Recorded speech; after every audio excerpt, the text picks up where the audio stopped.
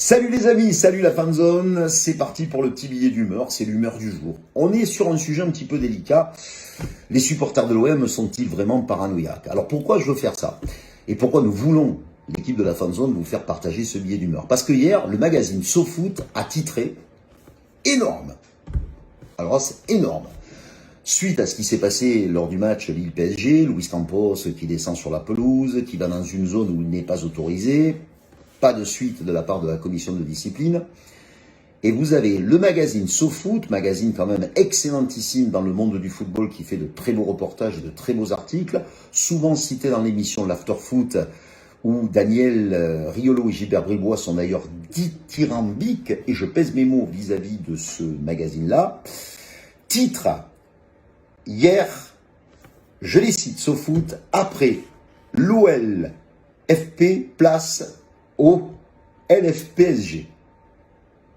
Et là, ce ne sont pas les supporters de l'OM, hein, c'est un magazine.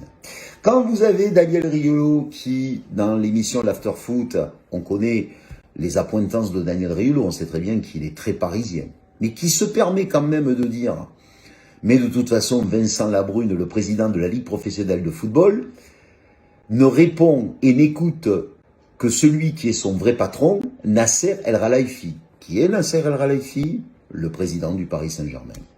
Quand vous avez, par exemple, Luis Campos, parce que là on a parlé de dimanche contre Lille, mais qui, à l'avant-dernier match, descend et va regarder la VAR à côté de l'arbitre pour essayer de l'influencer, non, on lui dit rien. Quand vous avez Kimpembe, quand l'arbitre a le micro qui se permet de dire « Oh frère !» et qu'il le pousse presque, qu'il lui parle mal, et qui juste avant fait un tacle très appuyé qui méritait un rouge, et que vous avez la commission de discipline qui se réunit très rapidement et qui ne donne aucune suite, nous sommes aussi là en droit de nous poser certaines questions, les amis. C'est pour ça que ce billet d'humeur, nous avions envie de le faire. Parce que là, cette fois-ci, ce ne sont pas que les supporters de l'OM qui parlent.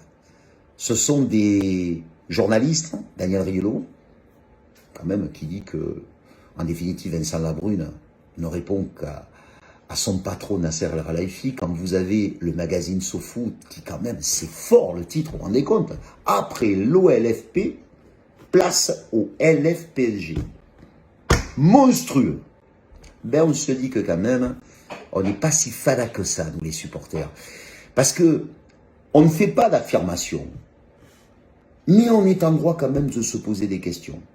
Excusez-nous d'avoir des suspicions. Et il y a de quoi. Je vais terminer avec quand même les deux derniers classicos qui se sont déroulés au Parc des Princes, celui de la saison dernière et celui de cette année. Les deux PSG-OM. L'année dernière, on contourne le règlement. Je rappelle qu'un ballon qui touche une partie du corps involontairement et qui va involontairement sur le bras, il n'y a pas faute, il n'y a pas pénalty. L'année dernière, ça a été contourné. Souvenez-vous, Rongier, c'est exactement ce que je vous raconte.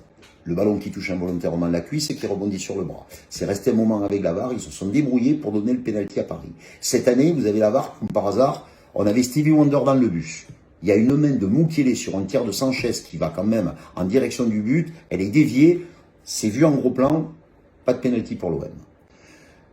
Ça, plus ça, plus ça, plus ça, plus ça, voilà. Après, pour l'histoire de Chancel Mbemba, est-ce que la commission de discipline, volontairement, a reculé pour le suspendre pour le match contre Paris, parce que, évidemment, ils ont peur que l'OM dépasse Paris ou revienne à 2 points.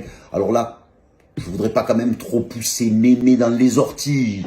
Mais quand même, quand on additionne bout à bout un petit peu tout, et qu'on sait que Vincent Labrune ne répond qu'à Nasser El Khelaifi, on peut là aussi se poser des questions. Je ne dis pas que c'est vrai, que c'est déjà arrivé qu'elle repousse la commission de discipline pour d'autres clubs.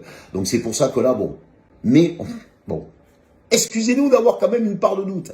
Parce que là, quand même, quand il y a d'autres personnes qui s'en mêlent, autres que les supporters de l'OM, on est quand même en droit de se dire, à quelque part, on n'est pas si fada que ça. Dimanche, il va y avoir un classico exceptionnel. Il y avait longtemps qu'on ne ressentait pas ce frémissement. Et oui, dommage, il manquera Mbemba, il manquera Samuel Gigot, notre Léonidas Gigot et notre guerrier Chancel Mbemba, mais il y aura Bailly, il y aura Balerdi, peut-être Rongier qui redescendra, je ne sais pas. Quoi qu'il arrive, ce dont on est certain, c'est qu'il y aura un vélodrome comme jamais on l'aura vu. incandescent, bouillant, fantastique, un 12e homme magnifique. La LFP, ou la commission des arbitres, a désigné Clément Turpin.